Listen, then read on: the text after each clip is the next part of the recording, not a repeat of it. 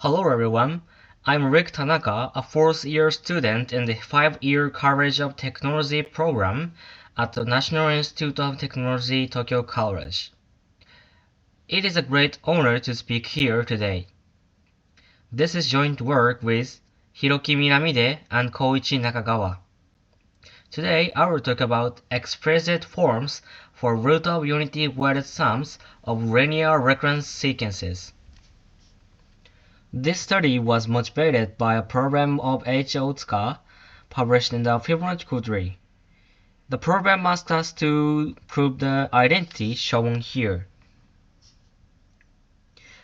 Our goal is to generalize this type of formula. More precisely, we want to evaluate the sum of zeta sub m to the k times f sub k, where zeta sub m is an mth root of unity. The key idea is to substitute zeta sub m into the characteristic equation of the Fibonacci sequence. Then, we multiply the resulting equation by the target sum. This gives a telescoping sum and explicit formulas. Let me first explain the starting point. Otsuka's program gives a closed formula for the absolute value of the sum of I to the k times f sub k. In that proof, the powers of I repeat with period 4. By rewriting this periodic behavior in terms of trigonometric functions, we obtain the expression shown at the bottom of the slide. This trigonometric form suggested that similar formulas might exist for other roots of unity. At the Japan Fibonacci Association workshop held in 2025, we considered two related sums. One is the case where I is replaced by omega, a primitive third root of unity. The other is the case where I is replaced by zeta sub 6, a primitive sixth root of unity. These are special cases of root of unity weighted sums of Fibonacci numbers. So we ask the following question. If we replace these special roots of unity by a general nth root of unity zeta sub m, what explicit formula do we obtain? Let us look at the basic idea in the case of I.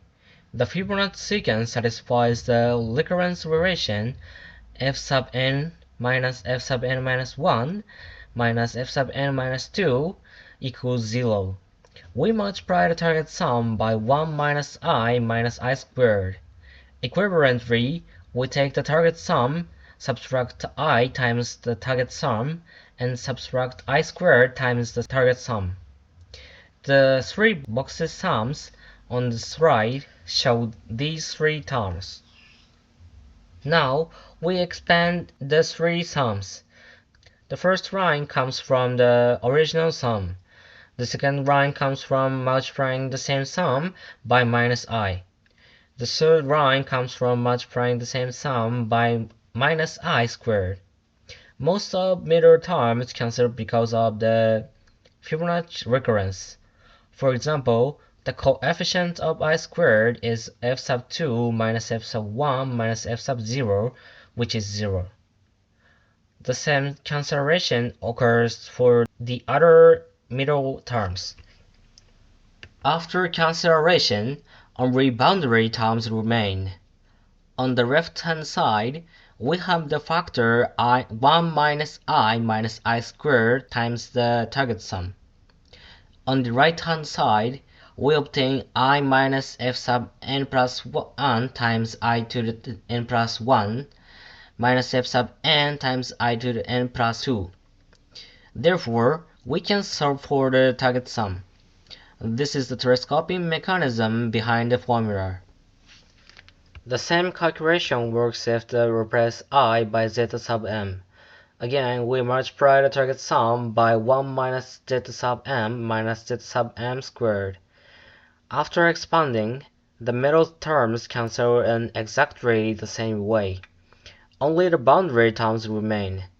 Thus, we obtain the identity shown on the slide. By dividing both sides by 1 minus zeta sub m minus zeta sub m squared, we get an explicit formula for the Fibonacci case.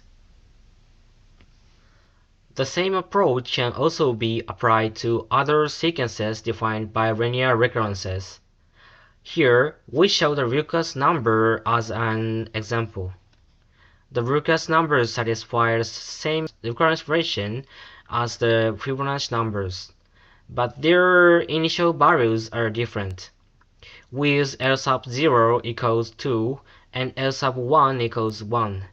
Because the initial values are different, the boundary terms is also different. In this case, the initial part gives 2 minus zeta sub m. This gives the explicit formula for the Lucas numbers. Now I state the main result for the Fibonacci sequence. The first formula gives the weighted sum explicitly. Next, we consider its squared absolute value. We obtain it by multiplying the sum by its complex conjugate. After simplification, the result involves f sub n plus 1, and cosine of 2 pi over m. The Lucas case is similar. The first formula gives the weighted sum of the Lucas numbers. Again, we multiply the sum by its complex conjugate to obtain the squared absolute value. The structure is similar to the Fibonacci case, but the coefficients are different because the initial values of the Lucas numbers are different.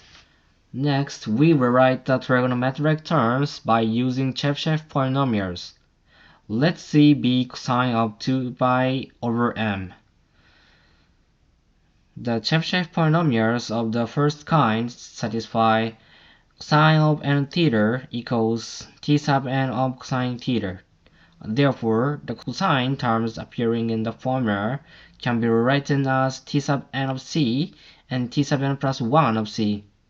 Using this observation, the squared absolute value formula for the Fibonacci sequence can be written in the Chebyshev form shown on the slide.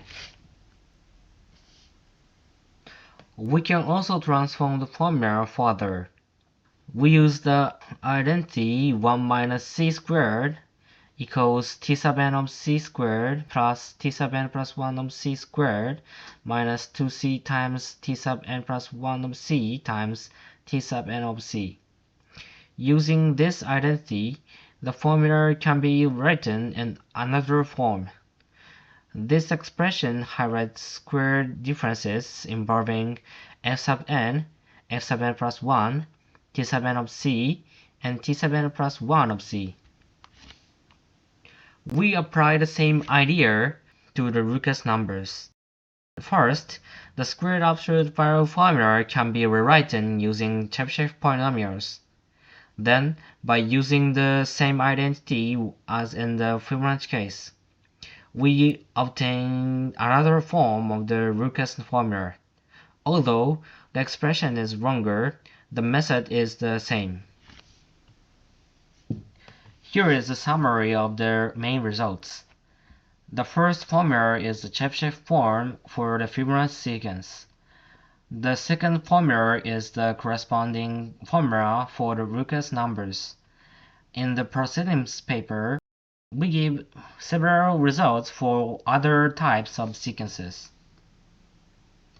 Let me conclude my talk. We use the telescoping sum to evaluate root of unity weighted sums of Fibonacci numbers.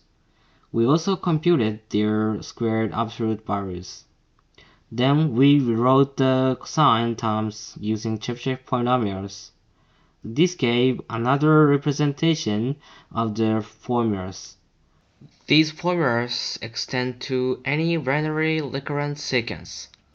For future work, we would like to know whether these results can be generalized further. We would also like to study whether the relationship between Chebyshev polynomials and the Fibonacci sequence can be used to simplify the formulas further. Thank you for your attention.